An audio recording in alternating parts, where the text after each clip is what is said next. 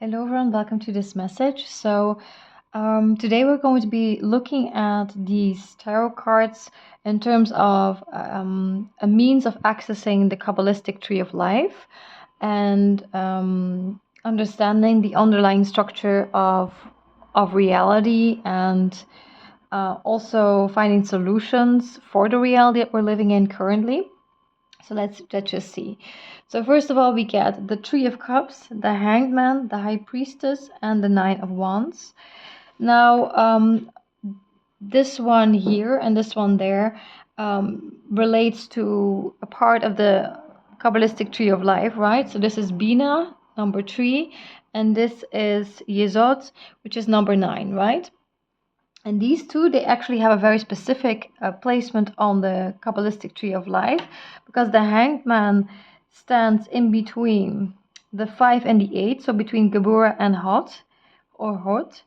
And we have the High Priestess, who sits between Keter and Tiferet, which is number 1 and number 6, right? So really interesting cards to look at.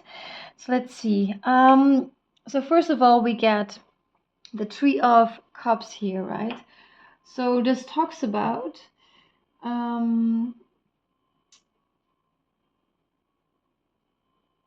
usually talks about wise relating with the world, right? With well, actually it's more like understanding. So let's just see what. So we have understanding. The number 3 means understanding. But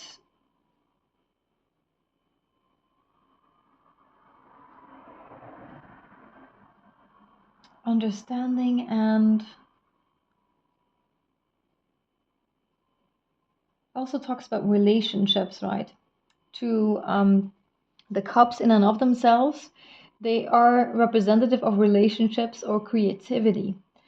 So it means, as well, if you look at it from where exactly it is placed on the tree of life, it is placed in a state of consciousness where there's definitely duality, right? So where the person understands who they are, but they don't understand it yet on a level where it's just the point of creation, I guess, right? Where the person stands in and of themselves, but they don't really have an identity yet, you could say. Because later on in the tree of life, you start developing your identity. So maybe you could see this a little bit like a toddler in a sense, right? Someone who is born, who is able to relate with the world already. It's starting to understand how it relates to the world, how it relates to other people, how it relates to concepts, but it hasn't formed an identity yet, right? So that's what comes later, this intense inner world. All of that stuff comes later, right? So I do think that this definitely points to identity in this particular message. So I do think that we are still creating our identity, that this is not a relationship with another, this is the relationship with self. So definitely it talks about identity, the relationship with self, creating our identity, right? Creating the relationship with self. So I do think that this, you could say on a deeper level, this card represents understanding one's identity, really. Understanding one's identity, which is interesting because these three, they are celebrating here. So it depicts more of like a communal thing, right?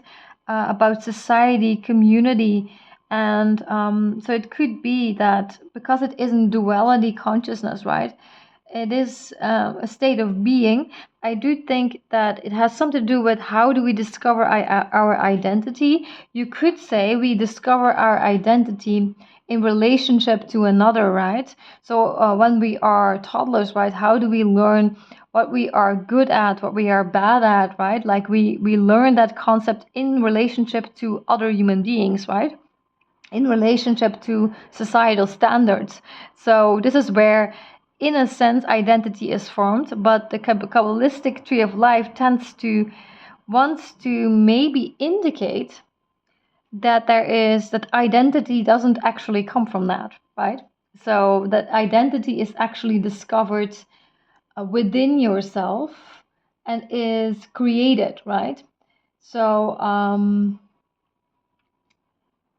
this could even talk about created identity in correlation to relationships, in correlation to the world in and of itself, right? The way the world functions, the system of this world. So there is something here about, you see one layer, right? And the one layer that we're talking about is that this world, that we start defining ourselves, that we start identifying ourselves in relationship. It's a created identity, is pretty much what the Kabbalah wants to say, right? This is the created identity because it is an identity that is created in relationship to another, that is created in relationship to how the world functions, how a system functions, how society functions. So you could say, in a sense, this is a fake identity, right? Because it is a created identity. So that's what this talks about. And it actually talks on a deeper level about identity being discovered within yourself, right? So that actually identity is a state of being, right? The I am state, right? So identity is a state of being, and it's a state of being in this world. So of course there is duality in that state. So it's kind of like duality in the I am state. So identity is just being who you are, right? Being in the I am state. This is who I am. But because you are living in this world, what is identity? It is the I am in a dualistic state. That's what identity means, right? So actually, if you peel one layer back, right, you will see just like a more pure version of yourself, even more than that, right? So identity is a perceived identity by the world. You could say all of that is contained within this card. So it's not just celebration, it's not just community, it's not just society, as you can see. It is a much deeper thing that's happening here, right? It talks about how identity is created, right? And that identity is fake in a sense, right? And also, like, even when you peel deeper layers back, we keep on finding an identity that is not just being who you are, right? So, and especially in number three, because the number three is further removed than the number two, right? So it means it definitely talks about how the world shapes us, right? How the world creates our identity instead of us just being who we are, right? So, yeah. And then we have the hanged man here. So the hanged man, because it's situated between 5 and 8, right? It talks about how your mind is being restricted. So if you put these two together, this could say your mind, your mindset, you could even say your ability to see yourself is restricted by society, right? Societal identity.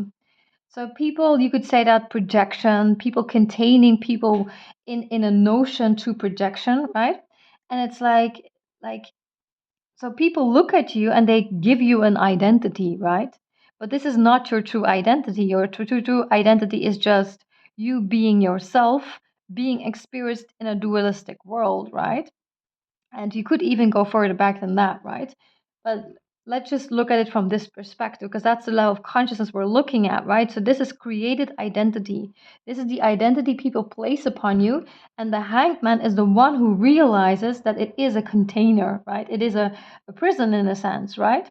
So the hanged man looks at that and understands that it is a container, that it is a prison, that it is that it restricts the mind, right? So the mind could you could say that it's a restricted mindset. It restricts the mind in and of itself as well, because it could be way more expansive. So you could even say, if you go really deep, the Kabbalah seems to indicate that, and I would agree, that identity is a prison. Identity is um, a concept, a construct, right? And if you place yourself in an identity, then you are limited in the way you can think, the limited um, in the way you look at things, the what you can see, what you can understand, what your perspective is, the wisdom you can gain. It's like you're very limited. It's restricting the mind, right?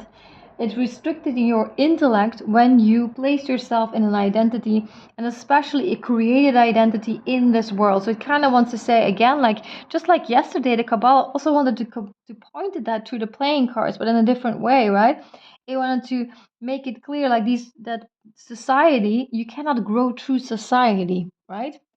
So yeah, so let's see. And this also talks about change. So it could even be, because I was also picking up on that, and it's kind of in these cards as well, that people want to change your mind, right? Just like we said yesterday, people want to indoctrinate you, right? They want to change your mind, they want to influence your thinking at the moment. And that's what this also is pointing to in a sense, because this is that society, the society that contains you, right? And then you have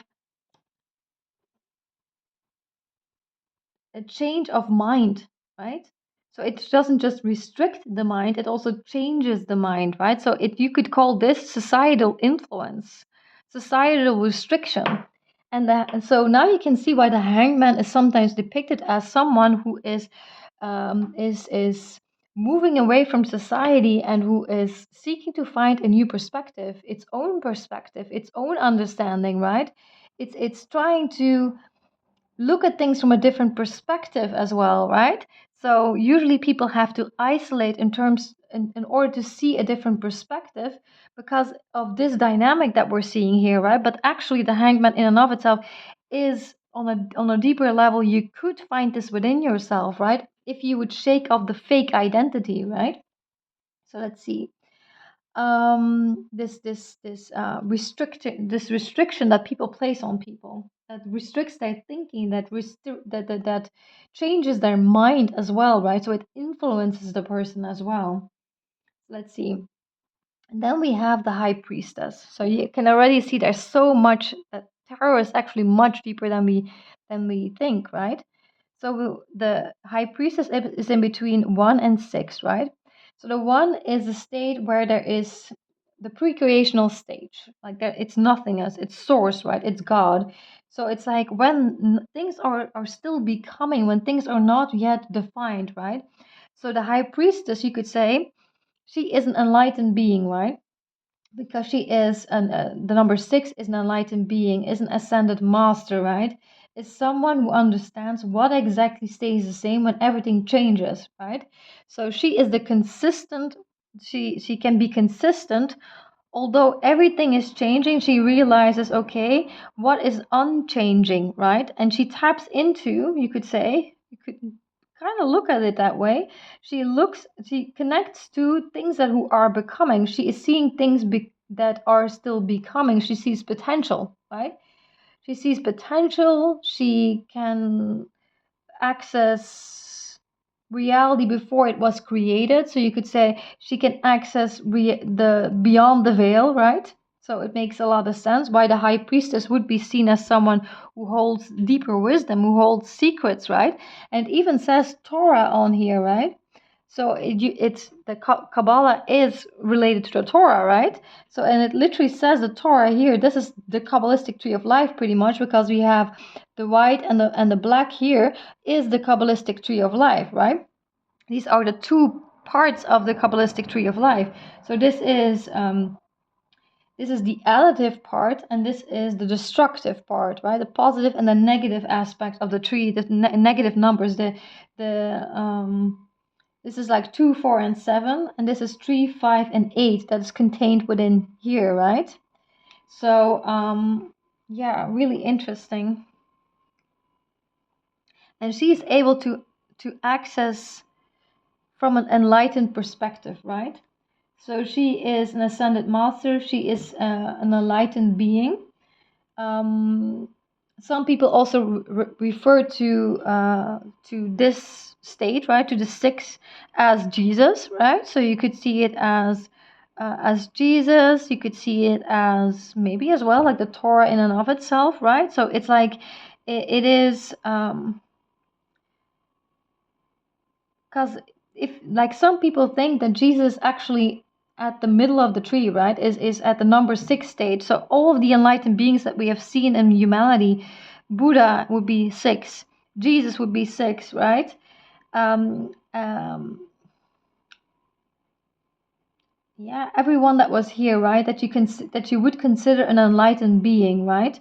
And you could call this the prophet, right, in a sense, because it's number six and one. When you connect them to each other, it's like someone who is hardly in this world. Some people say, look at it as that as well. Like the number six is someone who is hardly in this world, has a very little. You can hardly say this person has identity, right? This is the egoless state, right? This is a person who hardly has identity, who is hardly in this world, who hardly is in relationship with the world, and thus is a high priestess, right? Thus is someone who can connect to what, to the pre-creational state, to things becoming, to pure potential. So it makes a lot of sense, right, that we will be seeing this. And if we connect it with this one here, so we have this one hardly has identity, right? So you could say this person hardly has identity because this person can look at things changing but realizes what doesn't change, right? So they don't identify with change. They don't identify, like when things change in their lives, they don't identify with those changes, right? They're not in relationship with those changes. It's purely, you could say, source, right? God. It is they understand maybe that it's pure potential, that it is things becoming. So you could even say, like, if you look at it from a really deep perspective, this is someone who has such an ascended perspective, right? That when things change in life, they don't see it as change, they see it as things becoming. When they see it as potential as well, right? So this is an alchemist, you could say, because it is, this person looks at change in their life, doesn't identify with it, just sees it as things becoming, just sees it as things, as a potential of being. There's a potential that we're seeing of things becoming, right? It is the moment before things change, before things happen, before things are created, right? And you don't identify with whatever is happening, right? So it's kind of like a little bit of advice here as well, right? Like you want to be looking at things from a state of not being identified with things changing, not being like, when you look at things changing, you're like, okay, things are becoming. So it could be, this could be a new chapter, this could be a new ID, this could be whatever it may be, right? It is a rebirth, almost, what you're looking at. It is, you're not looking at things changing, you're looking at things becoming, right? So that's what the high priestess does. She looks at things and sees pure potential. She looks at change and says, no, this is not change, this is things becoming. This is not destruction, this is things becoming, right? Because she is in such an ascended place, and that's what this talks about, and like is also connected to that, right? Understands that it's not, you could look at it as connection. If you look at it from, like, if you look literally to the Kabbalistic tree of life in terms of a symbol, if you take away the symbol of the tree of life, it actually becomes more profound. But because she is not really connecting to source, she actually just has an ascended perspective upon reality, has so little identity, so little identification with this world, that this person looks at reality and sees things changing, sees things being destroyed, and just looks at it and says, oh, things are becoming. I can see the potential here. I can see the potential of things becoming. I can see beyond the veil, right? Because I can see be beyond creation. I can see beyond what I'm seeing with my physical eyes, pretty much. That's what the high priestess represents. And this is maybe advice that you want to look at it that way when you're looking at change. And then when we look at the Nine of Wands, let's see. So the wands are definitely is in a state where there is no relationship with another being yet. So this person is very free, right? Very free, and this is a person who is creating, but more in an initiating kind of phase. So this person is actively creating, and it is in the number 9 state, right? And the number 9 is the world. It is the astral world. It's the dream world. It's the subconscious world. It is the foundation of the tree that creates everything, right? So you could say this is beyond the veil, right? So this is beyond the veil, which is creating reality. And you are actively initiating, actively creating reality from beyond the veil. So it could be that the high priestess actually is able to see that, is able to understand what is being created. So it could potentially be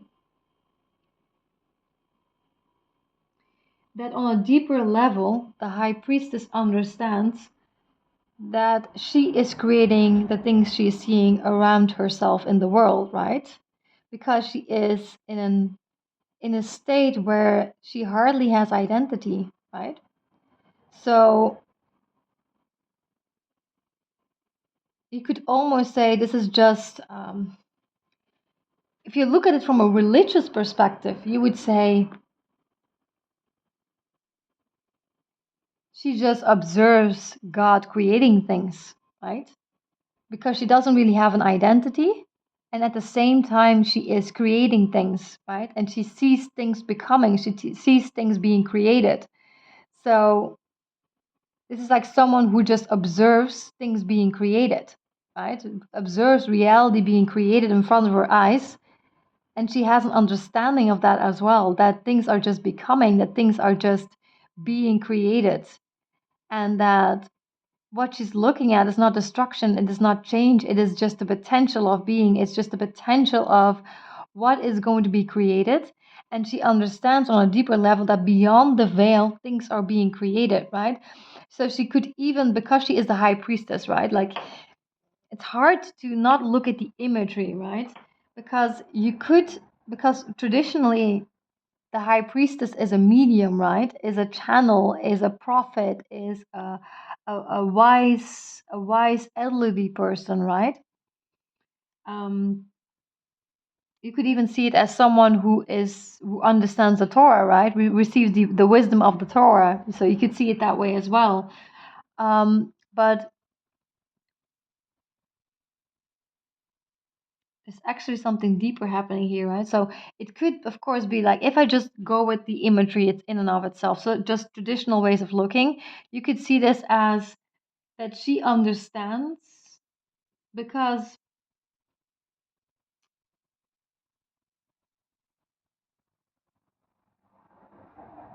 it has something to do with the dream world, right?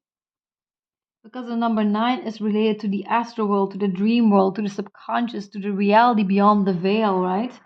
To what creates everything. So it could be that she has been receiving in the dream world what is going to be created, right? So maybe she has been receiving wisdom in the dream world, which for some is the astral world, right? Because they're more advanced. And like when they go into sleep, they're not just in a dream world, they're in the astral world, right? So which may be what a high priestess is, right? A high priestess may be someone who has so little identity that when they go to sleep, right, they are able to access these kinds of realms, maybe, right? And they receive information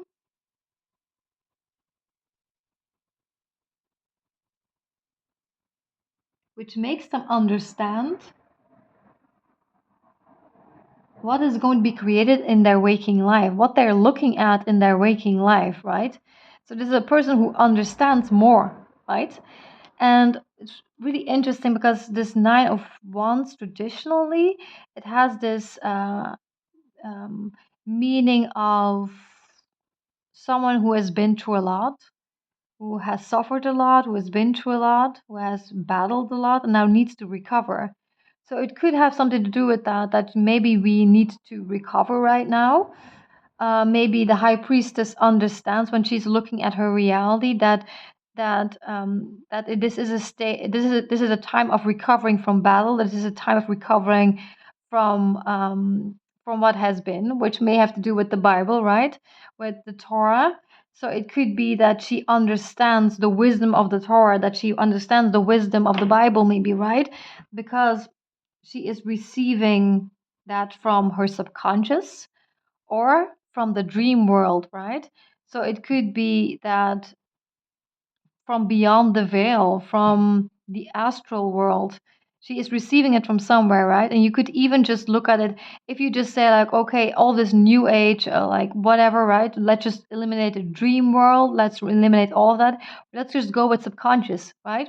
So it could be, if we look at it from a subconscious state, it could be that there's a deeply ingrained wisdom within the high priestess where she understands the Torah, right? Where she understands the Kabbalistic tree of life, right? And when you understand the Kabbalistic tree of life, and when you understand the underlying structure of reality, which is actually in the Torah, right? Then you understand the world, right? You understand what you are seeing, but because you have this deep understanding of the tree of life, right? That's pretty much what it says. Um, And then when you count it all together, you get 26, which is actually the Emperor card in this deck. Um, so let's see. And it's in between the number 2, wisdom, and number 6, again, the enlightened being, right? So it really connects to that. So it could even be, if you look at the number 6 as Jesus, as other enlightened beings, right? Then you could see that the wisdom comes from that. And this wisdom is actually even closer to source, is even closer to God, because it's in the two state. It's not even in a three state, it's a two state, right?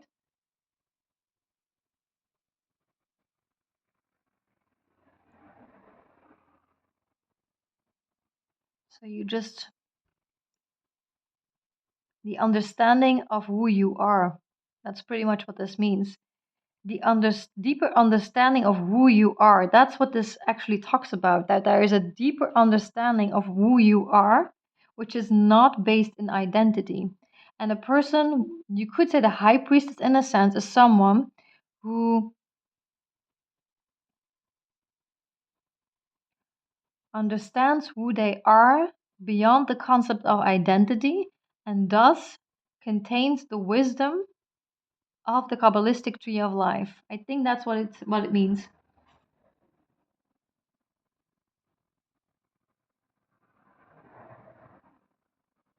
The wisdom of an ascended master, the wisdom of just being, the wisdom of the Bible, the wisdom of the Torah, right? And that's what this message actually wants to say. So I hope this was helpful. I don't know if there's something that we could go towards to understand things better. Um, I think this identity part may be very fascinating, so maybe we should look at that a little bit deeper. So, if we want to understand this better, we need to go to the 2, right? Which is really interesting because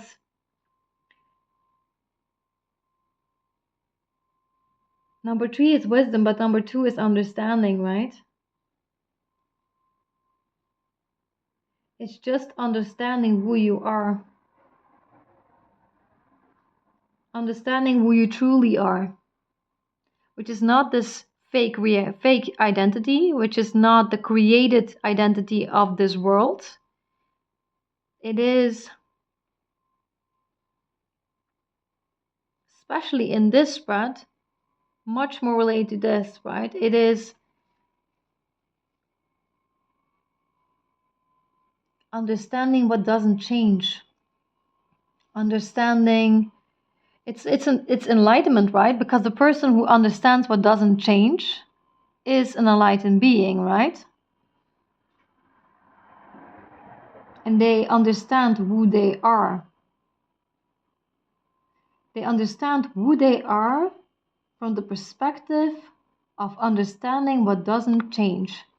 And if you are in that state, you will understand your true identity. That's what it wants to say. And if you understand your true identity, you can unlock this pretty much. You will start, if you understand your true identity, you can see, like the high priestess, you can look at the world from the wisdom, the understanding of the tree of life, from the wisdom, the understanding of the Torah, you could say, the underlying structure of reality. And it's just something that is embedded within your being, right? Because this is, if this is a subconscious, then it means that it's just, you will start to understand that what creates the world, not who creates the world, but what creates the world, because you're becoming an observer of creation and not a creator of creation.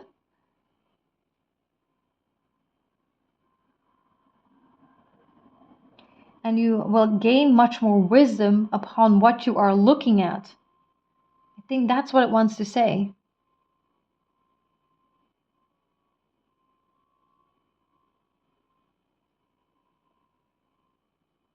If your subconscious initiates things, creates things, and there's no relationship with another being yet, so it just creates. It just creates. But if it's subconscious, then it is not a conscious choice, right? It just creates. It initiates, it creates, but it's not a conscious choice. So it could be as well, because this, if we look at it just from a traditional perspective, that this is talking about recovery. It is the high priestess looks at reality and says, I'm just recovering. I'm just recovering because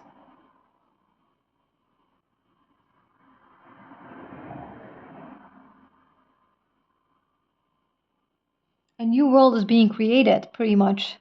A new world, I'm seeing that a new world is being created. That things are not changing, things are not being destroyed, no, things are becoming. And they are being created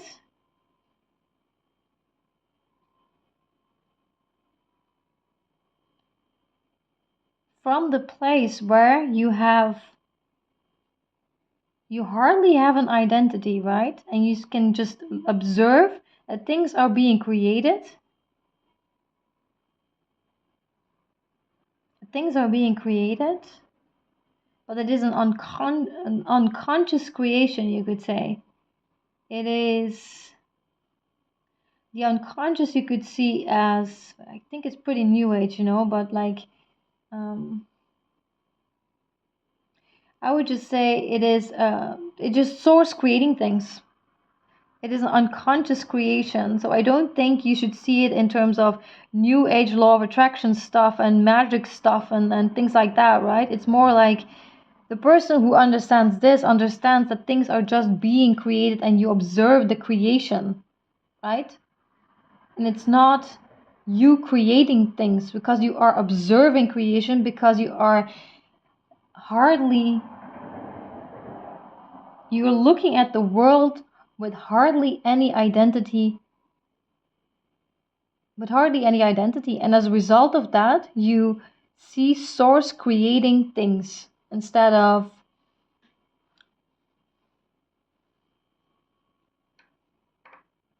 you understand the real truth. That's pretty much it. So someone who is on a lower level of consciousness thinks that they are creating the world. I think it talks about that. It's just a higher level of consciousness. So you could look at reality from different consciousness levels, right? And it would be inaccurate to say, well, it is accurate and it is inaccurate, that people create their realities. they may do so from the consciousness level that they are looking at the world at, but on a deeper level, on a higher consciousness level, this would not be accurate to say. So I'm wishing you a very beautiful day ahead, and bye bye.